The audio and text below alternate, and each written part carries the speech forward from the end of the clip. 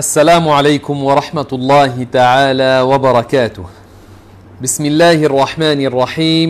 الحمد لله رب العالمين، وصلى الله وسلم على سيدنا محمد وعلى آله وصحبه الطيبين الطاهرين. اللهم لا سهل إلا ما جعلته سهلا، وأنت تجعل الحزن يا ربنا إذا شئت سهلا. اللهم علمنا ما جهلنا وذكرنا ما نسينا وزدنا علما ووفقنا للخير يا أكرم الأكرمين. اللهم افتح علينا فتوح العارفين واجعلنا من الذين يستمعون القول فيتبعون أحسنه. أما بعد، مسلمين dan muslimat rahimakumullah subhanahu wa ta'ala. Alhamdulillah, pada malam ini kita insya-Allah ta'ala akan sambung pengajian kita. Dan pada malam ini kita akan insya-Allah ta'ala sambung dalam kitab Al-Aqidah An-Nasafiyah, dan juga kita akan mula memperbahaskan atau kita akan mula syarahkan tentang muamalat. Kita akan mula syarahkan tentang muamalat insya-Allah ta'ala. Maka pada semalam kita telah membuat satu muqaddimah, satu pendahuluan. Kita telah syarah tentang kitab Aqidah Nasafiyah, kepentingan kitab ini dan pengarang kitab ini. Kita telah cakap tentang biodata kepada pengarang rahimahullah Al-Imam An-Nasafi. Maka pada malam ini kita akan sambung insya-Allah perbahasan dalam kitab ini, tetapi saya mahu daripada semua muslimin dan muslimat yang ikut kita sekarang, ingatkan para sahabat, buat tag, buat share dan jemput orang ramai masuk dan isikan masa mereka sedangkan mereka ada di dalam rumah. Hendaklah mereka isikan masa mereka dengan kebaikan, dengan talaqqi ilmu ahli sunnah wal jamaah, dengan isnad yang bersambung kepada para ulama yang besar. Maka kita akan sambung insya-Allah ta'ala bacaan dalam kitab Al-Aqidah An-Nasafiyah. Dan saya ingatkan sekali lagi, yang belum dapat salinan daripada matan, kita baca matan. Yang belum dapat salinan daripada matan, maka boleh dia tekan link yang ada sekali dengan poster dalam page ini. Maka hendaklah dia tekan link itu yang menyampaikan kepada Telegram, dan dia download daripada sana salinan daripada kitab ini. Okey. Pada semalam kita telah baca kata pengarang rahimahullah, qala ahlul haqqi haqa'iqul asya'i thabitah wal ilmu biha mutahaqqiqun khilafan lis-sufistaiyyah. Maka sekarang kita akan sambung daripada kata pengarang, wa asbabul ilmi lil khalqi thalathatun al-hawasus salimatu wal khabarus sadiq wal aql. Yani mafhum daripada ini, cara-cara yang dengannya makhluk dia sampai kepada tahu tentang sesuatu, dia sampai kepada pengetahuan yang yaqini, adalah tiga cara. Ada tiga cara, tiga sebab yang ia cara bagi yang makhluk, bagi manusia, contohnya bagi manusia untuk dia tahu tentang sesuatu perkara secara putus. Pengetahuan yang putus, yang yakin, tak ada padanya ragu-ragu. Maka ia adalah tiga. Apakah ia? Kata beliau, al-hawasus salimah, yakni pasha indra. Pasha indra, apa yang kita tahu melalui pasha indra kita, yang ia 5, seperti mana dia akan sebut nanti, seperti penglihatan. Maka itu adalah ilmu yang putus.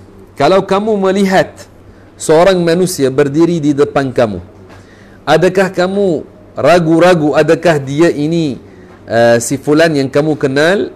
tidak ragu-ragu. Jika kamu melihat ibu kamu ada duduk depan kamu, adakah kamu apabila melihatnya kamu ragu-ragu adakah ini manusia atau ini perkara lain? Tak.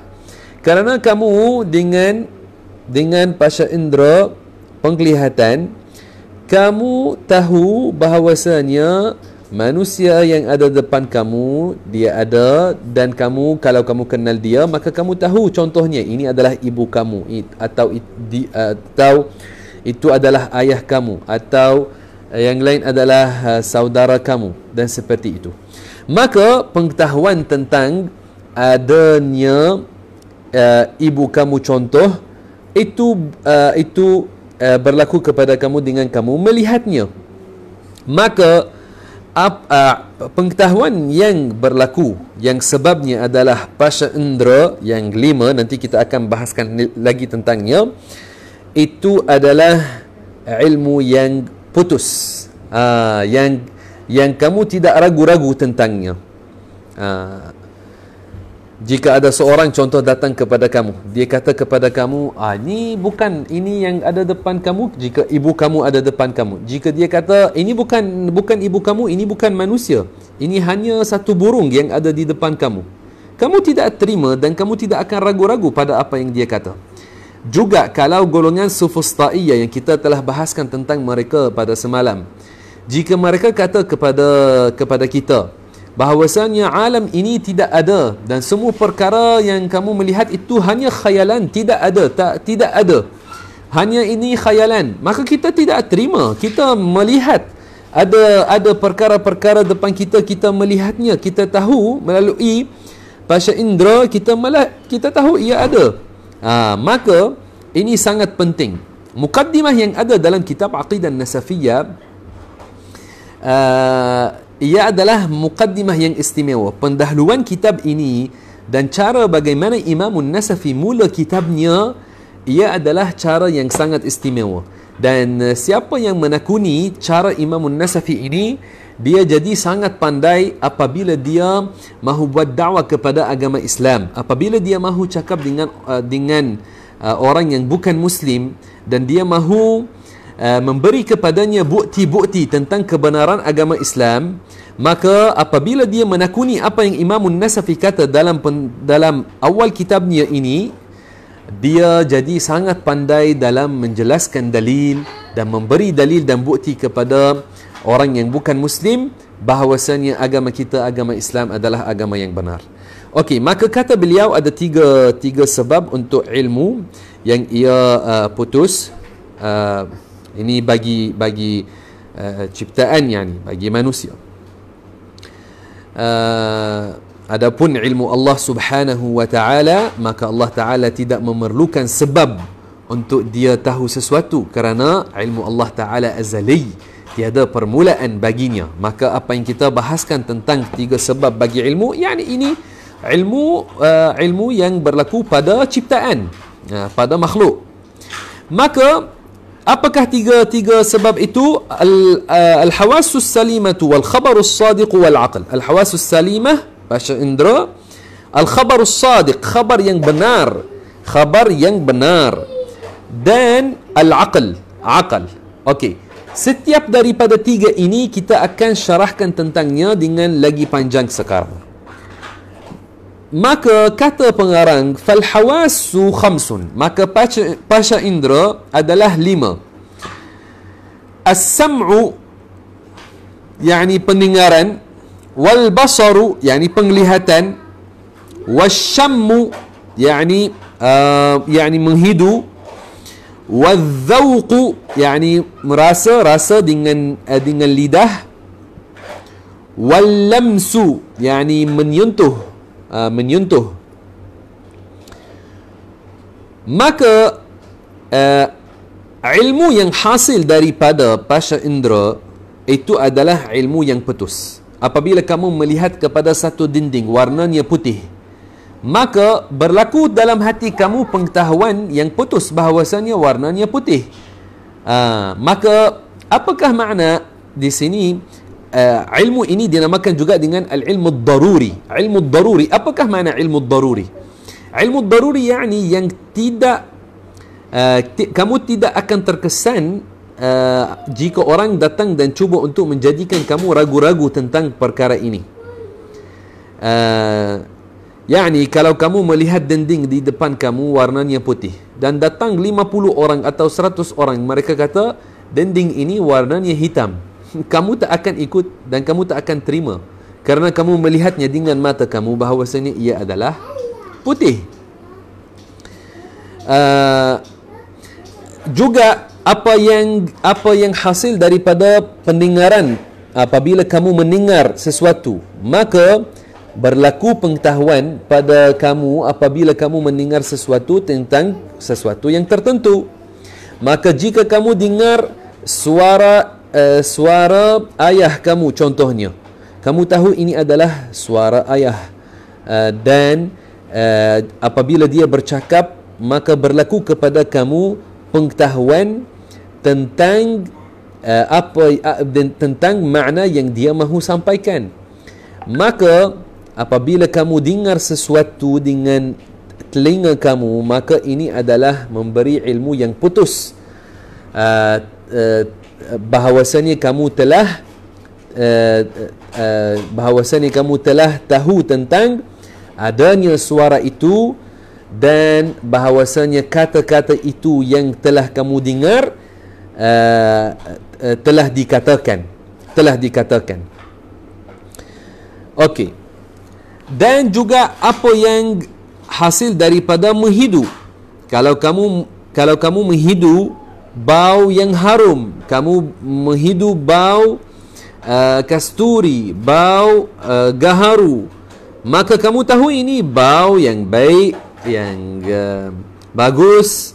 Maka pengetahuan dengan adanya bau yang baik dalam contoh ini berlaku melalui apa? Melalui menghidu, melalui panca indera ini. Juga tentang az-zawqu, tentang merasai dengan lidah, itu dinamakan az-zawqu. Apabila kamu rasa satu makanan yang ia manis atau satu makanan yang ia masam, bagaimana berlaku kepada kamu pengetahuan tentang makanan itu bahawasanya ia masam atau ia manis? Berlaku ini dengan panca indera az-zawq, dan pengetahuan ini adalah pengetahuan yang qat'i, yang secara putus, yang kamu tidak ragu-ragu tentangnya. Juga al-lamsu, menyentuh. Apabila kamu menyentuh sesuatu, kamu tahu perkara ini sejuk ke, panas ke, lembut ke, keras ke, maka pengetahuan tentang perkara itu, adakah ia panas atau sejuk, bagaimana berlaku pengetahuan ini? Berlaku dengan panca indera al-lamsu, dengan menyentuh. Maka ilmu yang hasil daripada panca indera ini yang 5, kata ulama, ia adalah ilmu daruriyun, ilmu daruri. Ia berlaku dalam hati, berlaku kepada kamu, masuk dalam hati, dan tidak ditolak dengan ragu-ragu, tidak ditolak dengan seorang cuba menjadikan kamu ragu-ragu, atau dengan melemparkan satu syubhah ke atas kamu, melemparkan sesuatu untuk menjadikan kamu ragu-ragu. Tidak dapat. Okey, maka ini adalah tentang 5 panca indera. Kata pengarang, wa bi kulli hasatin minha yuqafu ala ma wudi'at hiyalah. Yani setiap panca indera daripada 5 panca indera ini berlaku dengannya pengetahuan tentang perkara-perkara yang ia diciptakan, untuk diketahui dengannya perkara itu, perkara yang ia dicipta untuk diketahui bagi yang adanya panca indera itu, perkara itu. Yani dengan susunan ibarat yang lain, dengan panca indera mendengar, kita tahu apa? Kita tahu tentang suara. Dengan panca indera rasa, dengan lidah, kita tahu apa? Kita tahu rasa-rasa makanan contohnya. Maka kita mendengar dengan telinga, kita melihat dengan mata.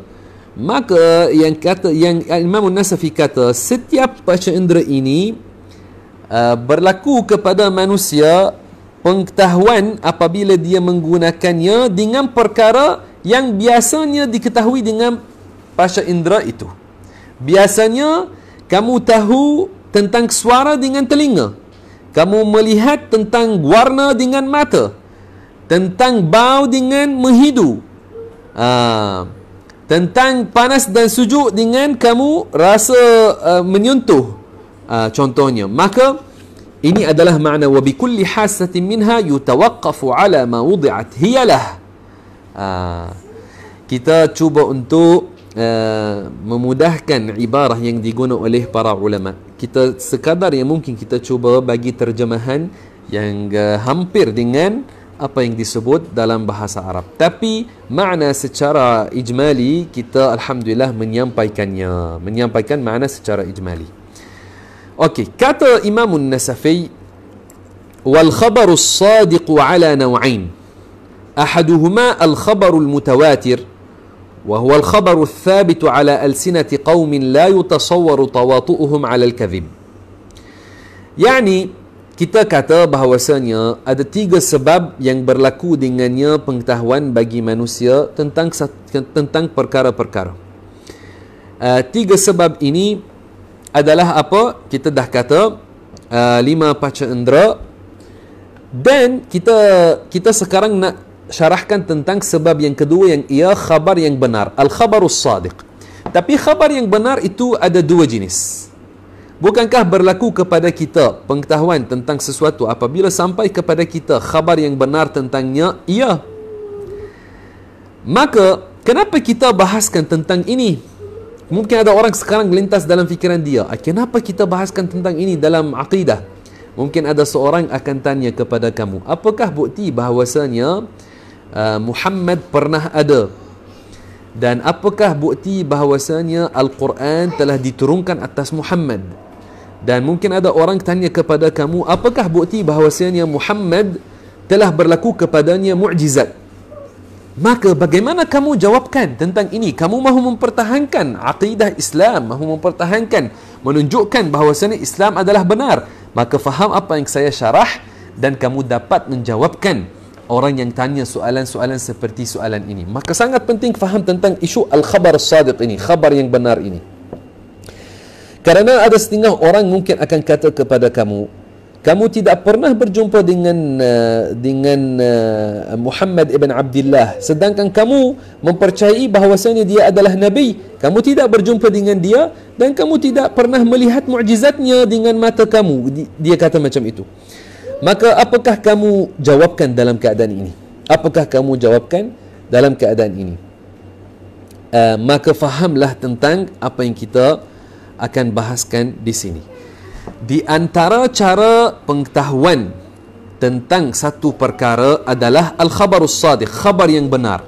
Khabar yang benar terbahagi kepada 2 jenis. Ada 2 jenis. Dia kata wal khabarus sadiq ala naw'ain. Ia adalah 2 jenis. Ahaduhuma al-khabarul mutawatir. Salah satu daripada 2 jenis ini adalah khabar yang mutawatir. Khabar yang mutawatir. Apakah makna khabar yang mutawatir? Kata beliau, wa huwa al-khabaru ats-tsabitu ala alsinati qaumin la yutasawwaru tawatu'uhum ala al-kadhib. Ia adalah khabar yang thabit melalui riwayat kaum, yani kumpulan orang yang mana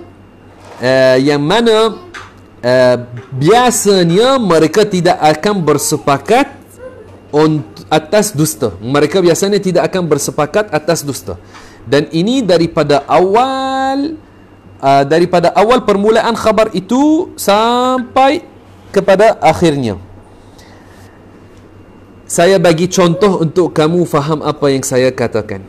Apakah itu khabar mutawatir?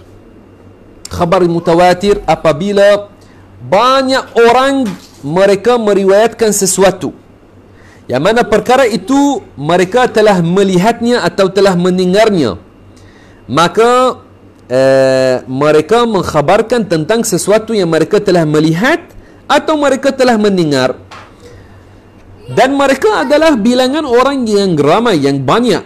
Biasanya orang ramai seperti itu tidak akan bersepakat atas dusta. Kemudian mereka nukilkan khabar ini kepada yang setelah mereka, dan yang setelah mereka itu mereka juga banyak, dengan cara yang mana pada biasanya bilangan orang seperti itu tidak akan bersepakat atas dusta. Dan pada tahap yang ketiga, yang setelah itu, sama juga mereka banyak dengan cara yang mana biasanya tidak bersepakat bilangan seperti ini atas dusta. Maka seperti ini daripada awalnya sampai akhirnya. Okey, kalau orang kata apakah contoh tentang ini, kita tanya kepada orang, kamu pernah sampai ke negara namanya Mesir, atau kamu pernah sampai ke satu bandar namanya Al-Qahirah?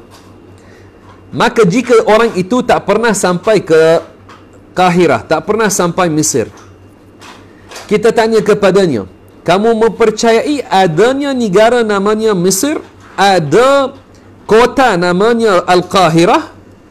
Jika dia kata, ya pastilah, saya tak ragu-ragu pun, saya tahu, saya pasti ada Mesir dan ada Al-Qahirah. Okey, kita kata kepadanya, kamu kata kamu pasti dan tidak ragu-ragu bahawasanya ada negara namanya Mesir, ada kota, ibu kotanya itu ada di sana namanya Al-Qahirah. Kita kata kepadanya, bagaimana kamu tahu tentang adanya sedangkan kamu tidak pernah sampai ke Mesir? Dia kata, saya dah tahu, ramai orang telah mengkhabarkan kepada saya. Maka tengok bagaimana. Dia tahu sebenarnya, walaupun dia ada di Malaysia, tak pernah sampai ke Mesir, tapi dia tahu melalui khabar mutawatir. Khabar yang mutawatir. Ini khabar yang dinukilkan, diriwayatkan. Khabar yang diriwayatkan oleh orang ramai, banyak orang. Dan dinukilkan daripada mereka juga oleh banyak orang. Dan pada setiap tahap, bilangan mereka yang meriwayatkan khabar ini banyak dengan cara pada biasanya tidak bersepakat atas dusta. Yani orang ini yang kita tanya dia tentang Mesir dan Al-Qahirah. Kalau andaikan datang orang kepadanya dan dia kata kepadanya,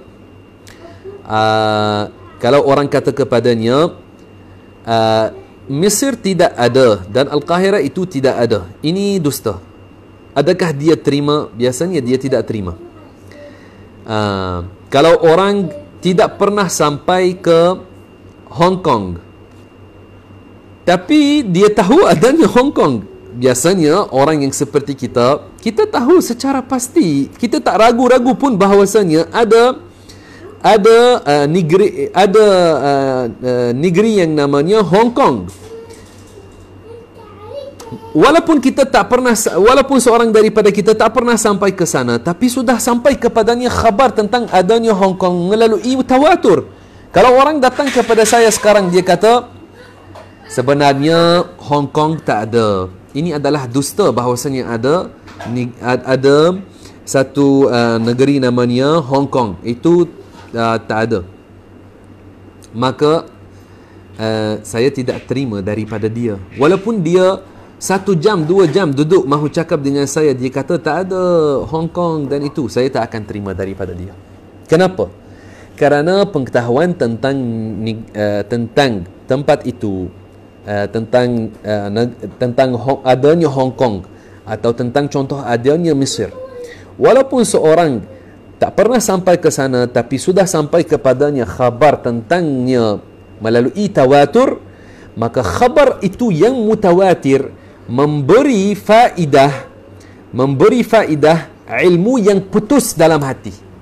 Ia menyebabkan ilmu yang putus dalam hati yang tidak ditolak dengan dengan syubha, dengan kalau orang cuba kata sesuatu untuk menjadikan kita ragu-ragu. Tidak, dia tidak dapat menjadikan kita ragu-ragu tentang ini. Saya bagi contoh yang lain. Ada setengah orang, contohnya mereka etis. Mereka cuba untuk mahu menjadikan setengah pemuda-pemudi yang Muslim ragu-ragu tentang agama Islam. Maka mereka kata kepada mereka, kamu tak pernah jumpa dengan Muhammad. Mereka kata, kamu tak pernah berjumpa dengan Muhammad. Bagaimana kamu kata dia adalah Rasulullah, dia adalah Nabi, sedangkan kamu tak pernah berjumpa dengan dia? Siapa yang kata kepada kamu dia telah ada? Bagaimana kamu kata dia adalah Rasul, sedangkan kamu tidak melihat dia, tidak berjumpa dengan dia? Biasanya ramai etis kata ini. Ramai orang etis, mereka kata seperti ini. Kalau kamu tanya kepada mereka, golongan ini, tanya kepada mereka, kamu mempercayai bahawasanya Napoleon Bonaparte pernah ada, yang itu yang Francis yang masyhur? Mereka biasanya kata, ya pasti Napoleon itu terkenal. Kita kata kepada mereka, kamu mempercayai bahawasanya Hitler pernah dia jadi ketua bagi Germany, dan itu kamu mempercayai bahawasanya dia pernah hidup di dunia ini, Hitler? Biasanya mereka kata, ya pastilah. Bagi tahu mereka, kalau seorang kata kepada kamu Hitler itu tak pernah ada di dunia ini dan ini adalah dusta sahaja, kamu terima? Dia kata, tak, saya tak terima. Mungkin orang akan kata, siapa sekarang tak tahu tentang Hitler? Ini perkara yang diketahui. Tapi orang ini pun yang kata seperti ini zaman sekarang, maka biasanya orang yang tidak berjumpa dengan Hitler, tidak berjumpa dengan dia, tidak berjumpa dengan Napoleon Bonaparte zaman dahulu, maka bagaimana dia terima bahawasanya pernah ada orang namanya Hitler, atau pernah ada di dunia ini orang namanya Napoleon Bonaparte, atau pernah ada orang yang daripada sebelah sana yang yang dinamakan Che Guevara atau Lenin atau seperti itu. Maka apabila mereka kata, bagaimana kamu kata bahawasanya Muhammad adalah Nabi? Kamu tak pernah berjumpa dengan dia. Bagaimana kamu tahu bahawasanya dia telah hidup di dunia ini? Kita kata kepada mereka, Lenin pernah hidup di dunia ini ke? Kalau dia kata, ya pastilah. Kalau kita tanya kepada dia, Che Guevara pernah hidup di dunia ini ke? Dia kata, ya pastilah, kita tahu. Kalau kita tanya kepada orang itu, kamu pernah berjumpa dengan mereka ke? Kalau dia kata, tidak, saya tak pernah berjumpa, tapi ini perkara yang diketahui. Kita kata kepadanya, maka di sini ada kaedah. Ada kaedah yang perkara yang berlaku pengetahuan tentangnya melalui khabar mutawatir itu, maka ini memberi faedah ilmu yang putus dalam hati. Yang ilmu ini yang orang tidak ragu-ragu tentangnya. Maka kita umat Islam mempercayai bahawasanya Nabi Muhammad sallallahu alaihi wasallam dia telah hidup di dunia ini dan dia adalah utusan Allah Subhanahu wa taala, dan kita tahu bahawasanya telah berlaku kepadanya mukjizat. Bagaimana kita tahu tentang mukjizat? Bagaimana kita tahu tentang bahawasanya Nabi Muhammad telah hidup di dunia ini? Bagaimana? Melalui khabar mutawatir. Kita tahu melalui khabar mutawatir. Walaupun kita tidak pernah berjumpa dengan dia, tapi kita tahu ini melalui khabar mutawatir. Okey, tentang bagaimana kita tahu bahawasanya dia adalah Nabi? Karena sudah zahir kepadanya mukjizat-mukjizat, dan ada sebahagian daripada mukjizat-mukjizatnya telah dinukilkan kepada kita melalui cara tawatur juga. Maka kita tidak ragu-ragu langsung tentang Nabi kita Muhammad sallallahu alaihi wasallam. Kita tidak ragu-ragu langsung tentang kenabian dan kerasulan Nabi Muhammad sallallahu alaihi wasallam. Kita telah tahu melalui tawatur tentang Nabi kita Muhammad sallallahu alaihi wasallam. Okey. Tengok ini cara, ini adalah penting. Ini adalah ilmu aqidah. Ini kitab An-Nasafiyah sangat penting. Lagi kita akan syarahkan perkara-perkara yang penting juga. Kata pengarang, wa huwa mujibun lil ilmi ad-daruri. Yani khabar mutawatir itu ia memberi faedah ilmu yang daruri. Apakah ilmu daruri itu? Itu adalah al-ilmu alladhi yahjumu 'ala al-qalbi, yang ia ilmu yang masuk dalam hati dan tidak dapat untuk ditolak melalui asyak dan asyubhah, ragu-ragu dan syubhah. Yani contohnya itu yang berlaku dengan pasha indra dan yang berlaku dengan khabar mutawatir. Okey, contoh bagi ilmu yang berlaku dengan khabar mutawatir, kata pengarang, kal ilmi bil mulukil khaliyati fil azmanil madiyah, seperti pengetahuan tentang al-muluk, seperti pengetahuan tentang raja-raja yang hidup pada zaman dahulu. Bagaimana kita tahu bahawasanya pernah ada raja zaman dahulu namanya sekian-sekian? Bagaimana? Maka melalui khabar mutawatir. Wal buldanin naiyah, bagaimana kita tahu tentang adanya satu negara yang jauh daripada kita sedangkan kita tak pernah sampai kepadanya? Juga melalui khabar yang mutawatir. Maka khabar mutawatir itu adalah hujjah dan dalil. Dalil yang diguna untuk pengetahuan tentang satu perkara. Okey. Maka ini adalah tentang al-khabaru mutawatir. Kita kata khabar yang benar itu terbahagi kepada dua jenis. Betul? Khabar mutawatir. Dan sekarang apakah jenis yang kedua? Tentang khabar yang benar, yang juga memberi faedah ilmu yang putus. Kata pengarang, wathani khabarur rasulil muayyadi bil mu'jizah. Yani jenis yang kedua daripada khabar yang benar yang memberi faedah ilmu yang putus adalah apa? Khabar seorang rasul yang disokong dengan mukjizat. Seorang nabi yang disokong dengan mukjizah, khabarnya memberi faedah ilmu yang putus. Memberi faedah ilmu yang putus.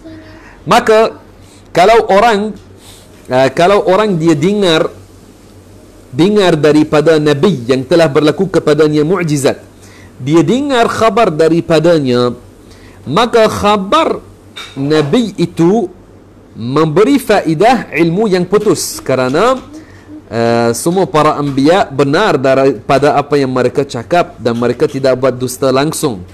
Maka khabar seorang nabi memberi faedah ilmu yang putus. Bagaimana ini? Kata pengarang, wa huwa yujibul ilma listidlali.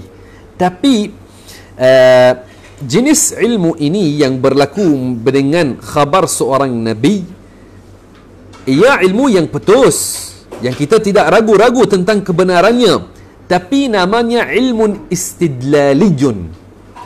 Ilmun istidlali. Tengok tentang ilmu yang berlaku dengan pasha indra dan ilmu yang berlaku dengan khabar yang mutawatir, kita namakannya ilmun daruri. Ilmun daruri. Ilmu daruri itu kita tidak letakkan muqaddimah kemudian natijah padanya. Kita tidak letakkan muqaddimah pertama, muqaddimah kedua, kemudian sampai kepada natijah. Bahkan terus berlaku ilmu kepada kita apabila kita contoh menggunakan mata kita untuk melihat warna. Apabila kamu melihat kepada dinding dan warnanya putih, bukankah terus berlaku ilmu kepada kamu tanpa kamu memerlukan kepada muqaddimah kemudian kamu sampai kepada natijah? Tak. Terus kamu melihat, kamu tahu contoh dinding itu warnanya putih. Adapun al-ilmu al-istidlali, ilmu al-istidlali adalah ilmu yang ada padanya muqaddimah kemudian natijah sampai kepada natijat. Maka kata pengarang wahwa yujibul ilm al-istidlali, yakni khabar seorang nabi ia memberi ilmu, faedah ilmu yang putus, tapi ilmu yang putus itu namanya ilmu istidlali, yang mana ada padanya muqaddimah kemudian ada natijah. Yakni kalau orang kata bagaimana kamu tahu bahwasanya khabar seorang nabi ini, khabar ini yang ia daripada nabi, ia adalah benar dan ia adalah dan kamu putuskan dengan kebenaran kandungan khabar ini. Kita kata muqaddimah yang pertama, orang yang berlaku kepadanya mu'jizah dia benar. Ini adalah kaedah. Orang yang berlaku kepadanya mu'jizah benar. Ini dinamakan muqaddimah pertama. Muqaddimah kedua, Muhammad sallallahu alaihi wasallam telah berlaku kepadanya mu'jizat. Ini muqaddimah yang kedua. Natijat, Muhammad sallallahu alaihi wasallam adalah seorang benar. Maka khabar yang ia dikhabarkan oleh Nabi Muhammad adalah benar. Apa yang dikhabarkan oleh Nabi Muhammad pasti ia benar, kerana orang yang telah zahir baginya mu'jizah dia benar. Dan Sayyiduna Muhammad sallallahu alaihi wasallam telah zahir baginya mu'jizah, maka Nabi Muhammad adalah benar. Maka khabar-khabar yang dikhabarkan oleh Nabi Muhammad adalah benar. Khabar seorang Nabi yang disokong dengan mu'jizah memberi faedah ilmu yang putus bagi orang yang telah dengar khabar ini daripada Nabi secara terus atau dinukilkan kepadanya khabar Nabi melalui cara tawatur.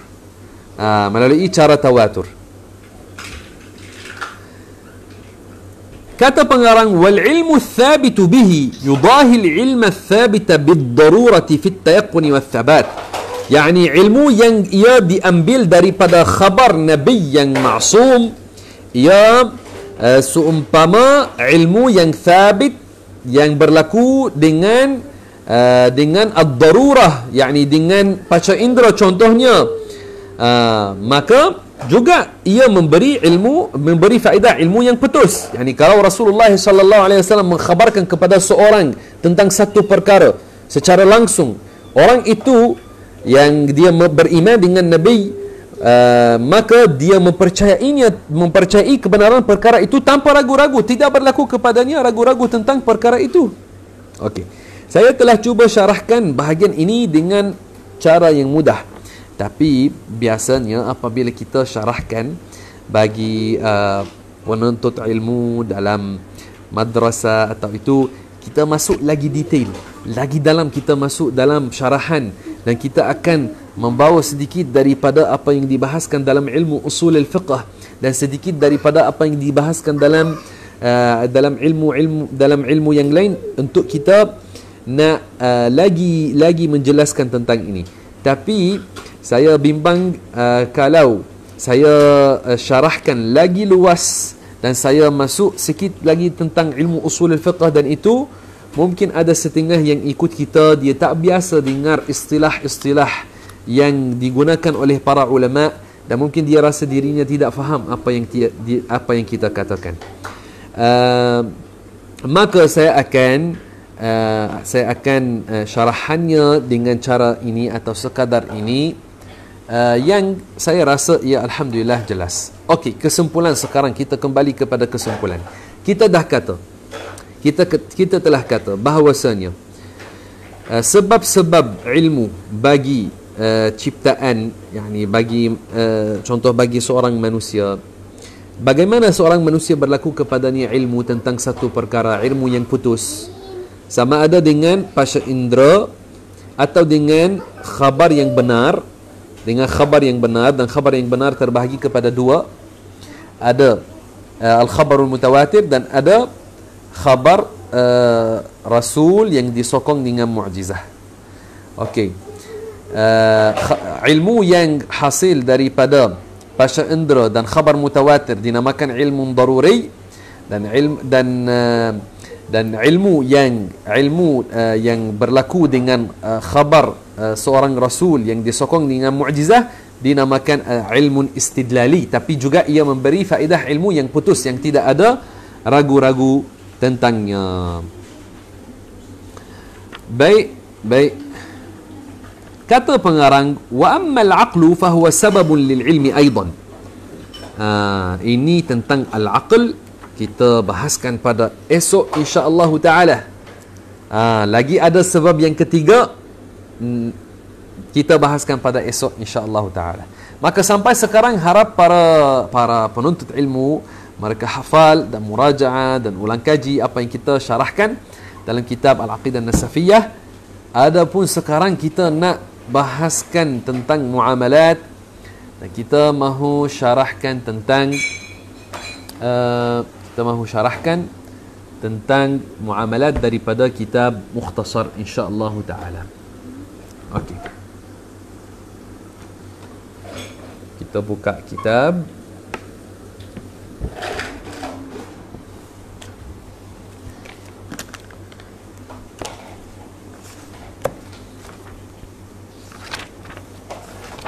Tentang bab haj, saya tidak akan mula syarahkan sekarang bab haj. Nanti insya-Allah kita syarahkan bab haj.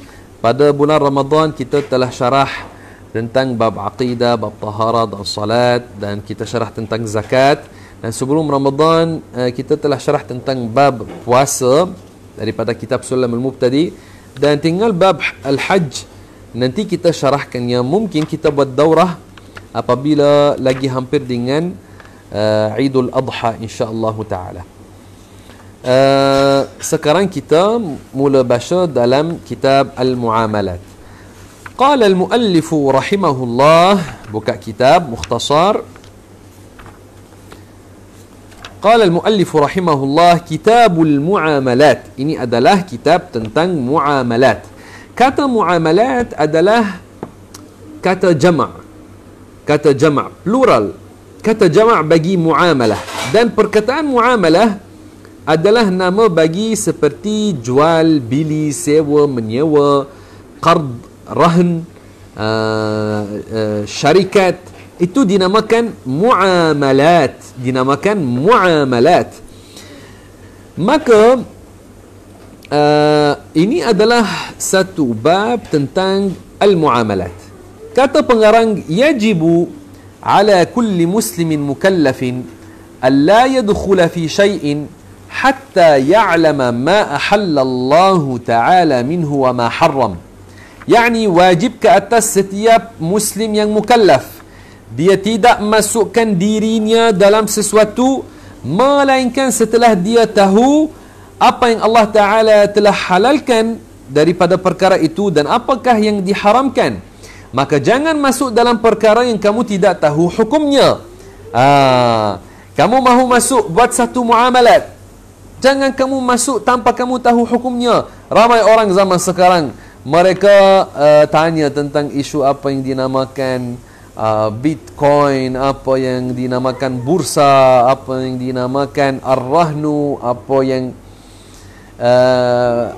dan selain itu, tapi mereka nak masuk dalam hanya masuk buat ini buat itu, tapi mereka tidak belajar apakah hukum tentang perkara ini dalam agama, apakah hukum. Maka hendaklah diketahui bahawasanya haram seorang masukkan dirinya dalam satu muamalah tanpa dia tahu hukumnya dalam syara'. Bahkan dia kena belajar apakah hukumnya sebelum dia masuk padanya. Kamu contoh mahu buat jual beli, kamu belajar bagaimana buat jual beli sebelum kamu buat jual beli. Kamu mahu buat ar-rahn, kamu belajar apakah bagaimana dibuat ar-rahn Bagaimana arahan itu betul? Sebelum kamu masukkan diri kamu, sebelum kamu masukkan diri kamu pada perkara ini, kamu mahu buat sewa menyewa, akad sewa menyewa. Ramai orang buat apa yang mereka sangka ia sewa menyewa, tapi mereka sebenarnya buat perkara yang batil, yang tidak betul. Ada setengah orang mereka sangka diri mereka buat jual beli, tapi sebenarnya mereka akad tidak sah kerana mereka tidak belajar. Dan ada ramai mereka makan yang haram, dan sangka diri mereka makan yang halal. Ini kerana kejahilan. Kalau orang kata, maka kenapa kita nak buat cara ini? Kenapa kalau mahu masuk dalam satu muamalat kena belajar sebelum masuk? Kata pengarang, لأن الله سبحانه تعبدنا أي كلفنا بأشياء فلا بد من مراعاة ما تعبدنا. Allah Subhanahu wa taala pencipta kita, dia telah menyuruh kita dengan setengah perkara dan dia telah melarang kita daripada setengah perkara. Maka kita hamba-hamba kena ikut apa yang Allah Taala telah suruh dan apa yang Allah Taala telah melarang. Kita adalah hamba-hamba Allah Subhanahu wa taala, maka kita ikut apa yang Allah Taala suruh dan kita menjauhi apa yang Allah Taala telah melarang kita daripada membuatnya. Kita adalah hamba-hamba, maka kita tengok apa yang Tuhan kita suruh kita untuk kita buat, dan apa yang Tuhan kita melarang kita daripada membuatnya, maka kita tinggalkannya. Ini bagi yang tanya, kenapa kita kena belajar dan tahu tentang ini, dan kenapa kita tak masukkan diri kita pada satu muamalat sebelum kita belajar? Ini adalah jawapan. Dan kita di dunia ini, kita sementara sahaja di dunia, tidak akan kekal sini selama-lamanya. Nanti di akhirat kita akan dipersoalkan tentang harta yang kita dapat di dunia. Dari mana kita dapatnya? Adakah daripada sumber yang halal atau haram? Dan bagaimana kita telah belanjakannya? Pada halal atau pada haram, kita akan dipersoalkan. Maka seorang kena fikir, apakah dia akan jawabkan jika dia dipersoalkan? Apabila seorang fikir dengan cara ini, dia akan lagi berhati-hati. Dan dia akan kata kepada dirinya, oh, sebelum saya masuk dalam perkara ini, saya nak tahu apakah hukumnya dalam agama sebelum dia masuk. Betapa ramainya ada orang yang makan riba zaman sekarang. Makan riba haram, tapi mereka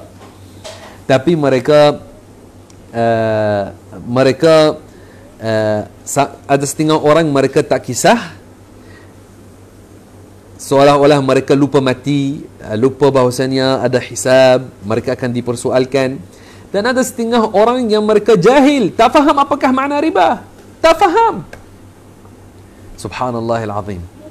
Dan lagi sekarang kita nak cakap tentang jual beli, bagaimana buat jual beli. Tapi sebelum kita masuk tentang detail jual beli, di antara syarat untuk sah akad jual beli, perkara yang kamu jual mesti ia adalah perkara yang suci, yang bukan najis. Perkara yang suci yang bukan najis. Maka haram menjual perkara yang ia najis. Maka menjual arak itu haram. Menjual arak haram. Betapa ramainya zaman sekarang ada pemuda-pemudi yang mereka pergi dan kerja di setengah kedai-kedai yang menjual arak, dan mereka jadi cashier dan datang kepada mereka orang minta mahu beli arak, dan mereka bagi kepada mereka arak itu. Saya sedih apabila melihat seorang wanita pakai tudung, dia jadi cashier, kemudian konon-kononnya dia jual arak kepada orang. Kemudian dia kata, ini adalah kerja, saya mahu dapat rezeki. Mahu kerja, pergi cari kerja yang halal. Jangan kamu melibatkan diri kamu dengan haram. Nanti kamu mati, kamu akan masuk dalam al-qabr, kamu akan dipersoalkan di hari akhirat. Jangan langsung terima bagi diri kamu atau bagi adik kamu atau bagi kerabat kamu jadi penjual khamar, penjual arak dengan dakwaan dia mahu cari rezeki. Dia kata saya mahu cari rezeki. Ada banyak kerja yang halal, boleh pergi cari satu kerja yang halal. Pergi buat burger tepi jalan dan jual burger, pergi jual nasi lemak. Tak perlu kamu nak jual jangan kamu jual arak. Haram, tak boleh. Dan ada setengah dia kata saya tak jual arak, saya bantu mereka sahaja untuk susun. Dia bantu penjual arak untuk susun arak, untuk simpan arak dan seperti itu. A'udzubillah. Subhanallahil azim. Jangan kita jual arak, jangan kita membantu penjual arak. Hendaklah seorang apabila dia mahu pilih untuk dirinya satu kerja, untuk nak dapat daripadanya, nak dapat rezeki daripada kerja itu, mahu pendapatan daripada kerja itu, hendaklah dia pastikan kerjanya adalah halal. Pastikan kerjanya adalah halal. Jangan menjual syurga, jangan kamu menjual akhirat dengan dunia. Jangan. Orang yang cerdik, dia di dalam dunia ini dia bertakwa kepada Allah dan dia buat muhasabah bagi dirinya, buat persediaan untuk akhirat. Kata pengarang, وقد أحل البيع وحرم الربا وقد قيد الشرع هذا البيع بآلة التعريف لأنه لا يحل كل بيع إلا ما استوفى الشروط والأركان فلا بد من مراعاتها. يعني الله تعالى berfirman وأحل الله البيع وحرم الربا. Apakah makna wa ahallallahu al-bai'a? Allah Ta'ala telah menjadikan al-bai'. Al-bai' itu yang banyak terjemahkan dalam bahasa Melayu dengan jual beli. Maka Allah Ta'ala telah menjadikan al-bai' itu halal. Tapi bai' yang mana satu? Bai' yang sempurna rukun-rukunnya dan syarat-syaratnya. Rukun-rukunnya dan syarat-syaratnya sempurna. Itu adalah bai' yang halal. Wa halallahu al-bai'a wa harrama ar-riba. Pengarang dia di sini dia kata bai' yang disebut di sini ada padanya al-ta'rif. Al-ta'rif. Dan dalam syarahan pengarang juga dia sebut bahawasanya al ini adalah jenis al-ahdiyah. Yani al-bai' itu adalah bai'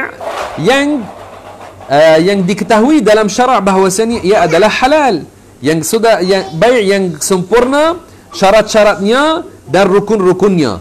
Maka kalau kamu mahu buat bai' yang halal, mahu buat jual beli yang halal,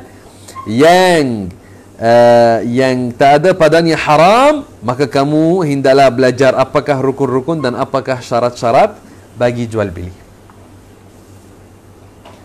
Apakah rukun-rukun dan syarat-syarat jual beli? Maka jual beli ada baginya rukun-rukun dan syarat-syarat yang disebut dalam kitab-kitab para fuqaha. Disebut dalam kitab-kitab para fuqaha. Saya akan sebut tentang ini dengan cara yang tidak sangat luas, tapi insya-Allah taala berlaku manfaat yang besar. Rukun-rukun jual beli ada ulama yang kiranya 3 dan ada ulama yang kiranya 6. Kalau kiranya 3, kita kata si penjual dan si pembeli, al-aqidan. Sepenjual, sepembeli, al-aqidan. Dan al-iwadan, yakni barang yang dijual dan harga yang dibayar, al-thaman wal-muthman. Itu yang kedua. Dan yang ketiga as-sighah, sighah yang ia ijab dan qabul, ijab dan qabul.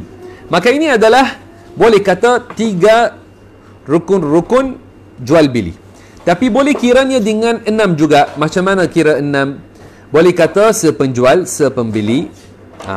Sepenjual, sepembeli, harga yang dibayar, al-thaman, barang yang dijual, al-muthman, dan ijab dan qabul. Maka dengan cara ini boleh kiranya 6. Okey. Ini ada baginya rukun-rukun ini ada baginya syarat-syarat. Rukun-rukun ini ada baginya syarat-syarat. Kita mula al-aqidan, sepenjual dan sepembeli. Apakah syarat-syarat supaya seorang sah dia jadi sepenjual atau sepembeli? Maka kata fuqaha bahawasanya sepenjual dan sepembeli mesti kedua-dua mereka, itu dalam mazhab Syafi'i. Sekarang kita bahaskan dalam mazhab Syafi'i. Mesti kedua-dua mereka adalah baligh. Maka dalam mazhab Syafi'i, kalau seorang bukan baligh, masih lagi budak, belum baligh lagi, maka dia tidak sah jual dan beli. Ya, mungkin orang akan tanya, maknanya budak yang mumayyiz, yang dia contoh usianya 9 tahun, 10 tahun tapi dia belum baligh lagi, adakah tak sah dia pergi ke kedai dan belikan kerana dia belum baligh? Kalau ikut mazhab Syafi'i memang tak sah. Kalau orang kata, jadi macam mana saya nak hantar anak saya belikan daripada kedai? Kita kata dalam mazhab Ahmad ibn Hanbal, kalau seorang wali dia bagi kepada anaknya duit dan dia izinkan bagi dia untuk pergi beli satu perkara, maka ikut mazhab Ahmad bin Hanbal ini sah dia buat dengan anaknya yang mumayyiz. Contoh, seorang wali buatnya dengan anaknya yang mumayyiz. Tapi kalau mazhab Syafi'i memang macam itu. Imam Syafi'i kata, dalam mazhab Syafi'i, syarat sepenjual dan sepembeli mesti dua-dua mereka adalah sudah baligh. Okey. Dan mesti dua-dua mereka berakal. Kalau seorang gila jangan kamu beli daripadanya apa-apa dan jangan kamu jual kepadanya apa-apa. Tidak sah. Tidak sah kamu belikan daripada orang gila dan tidak sah kamu jualkan apa-apa daripada tidak sah kamu jualkan apa-apa daripada orang gila, tak sah kamu membeli daripada orang yang gila. Okey.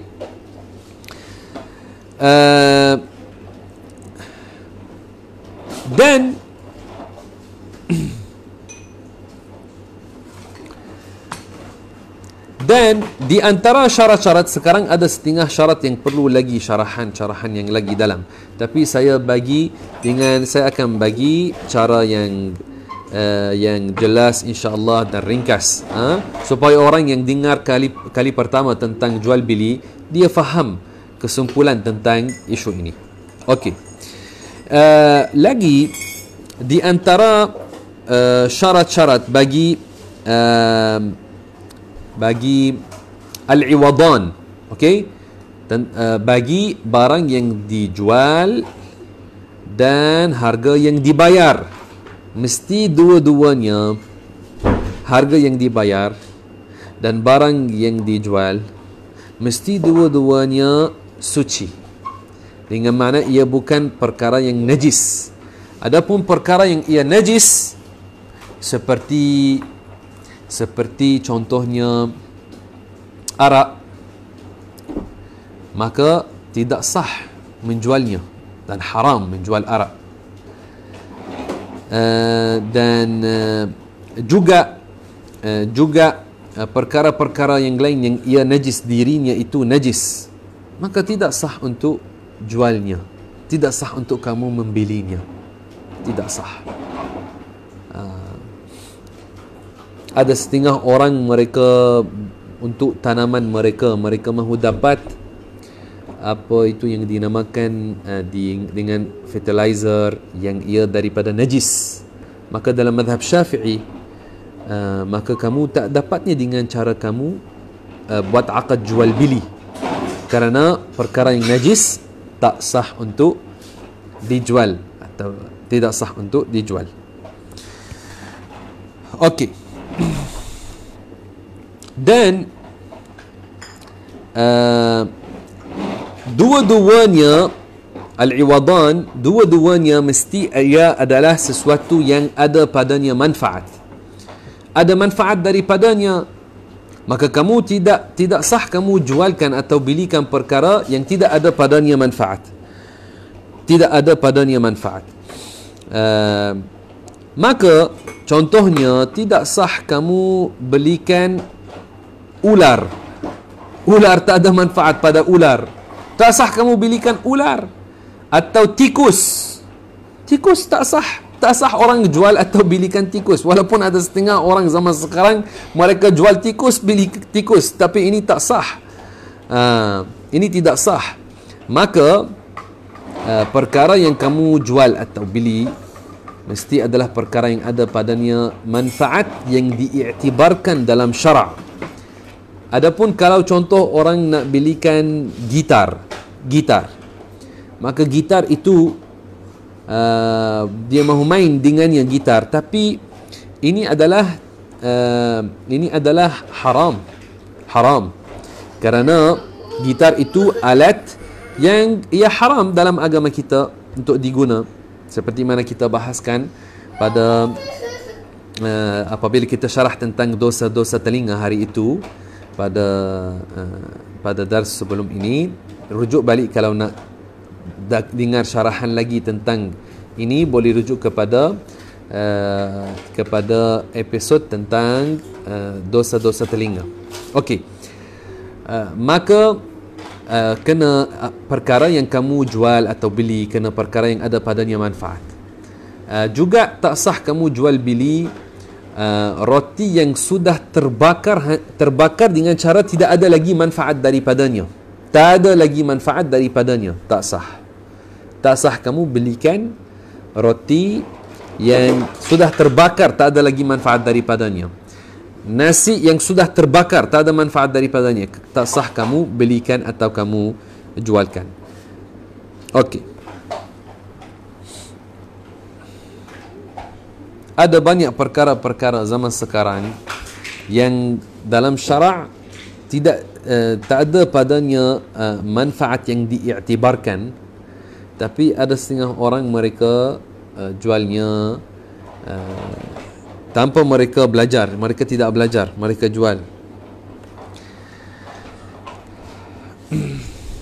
Dan di antara syarat sah menjual satu barang, ia adalah kemampuan untuk serahkan barang itu kepada orang yang membelinya. Maka tidak sah kamu menjualkan kereta yang sudah dicuri dan kamu tidak tahu apa-apa lagi tentangnya, dan kamu tak mampu untuk nak serahkannya kepada orang yang mahu membelikannya. Tidak boleh. Maka mesti ia perkara yang seorang mampu untuk serahkannya kepada sepembeli. Dan perkara yang kamu jual mesti adalah perkara yang ada, perkara yang ia ada. Jika kamu mahu jual sesuatu, kamu jual perkara yang ada, bukan perkara yang belum ada lagi. Kamu buat akad untuk apa? Macam setengah orang mereka pergi kepada seorang yang ada tanah, dia tanamkan pokok-pokok tamar contohnya. Kemudian mereka kata, kita belikan daripada kamu hasil sampai 20 tahun. Mereka konon-kononnya belikan hasil buah-buahan hasil pokok-pokok ini sampai 20 tahun. Mungkin pokok-pokok ini akan terbakar, dan mungkin pokok-pokok ini tidak akan keluar daripadanya buah-buahan pada masa yang akan datang, maka tidak sah seorang dia buat seperti ini. Dia belikan semua buah-buahan yang akan keluar daripada pokok-pokok yang ada dalam tanah yang tertentu sampai 20 tahun. Sedangkan sekarang tak ada buah-buahan atas pokok, tak ada. Maka ini tidak sah. Ini tidak sah. Kerana perkara yang dia mahu belikan belum ada lagi. Maka kena perkara itu kena perkara yang ada. Dan perkara yang dibelikan hendaklah ia perkara yang diketahui. Yani kamu mahu belikan sesuatu, kamu tahu apakah perkara itu. Adapun kalau orang bawa satu kotak bagi kamu, dia letakkan sesuatu, kamu tak tahu apa yang ada dalam kotak. Tak tahu. Kamu tak melihat dan tidak tahu apakah yang ada dalam kotak, maka tak sah kamu belikannya sedangkan kamu tak tahu apakah yang ada dalam kotak itu. Seperti mana dibuat oleh setengah orang. Ada setengah budak pun mereka buat apa?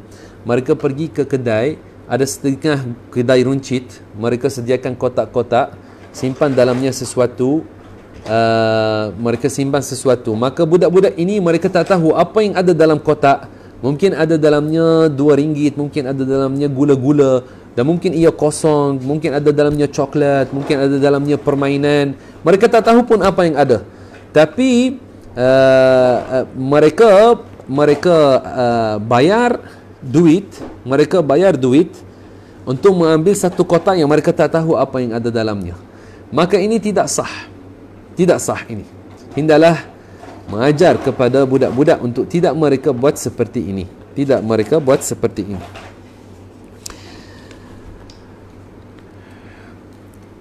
Dan disyaratkan juga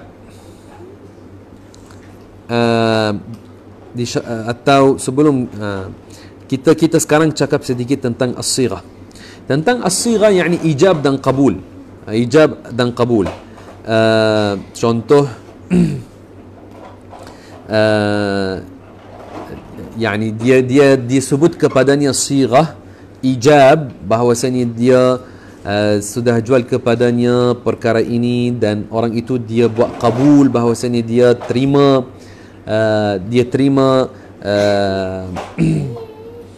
seperti dia kata saya belikan.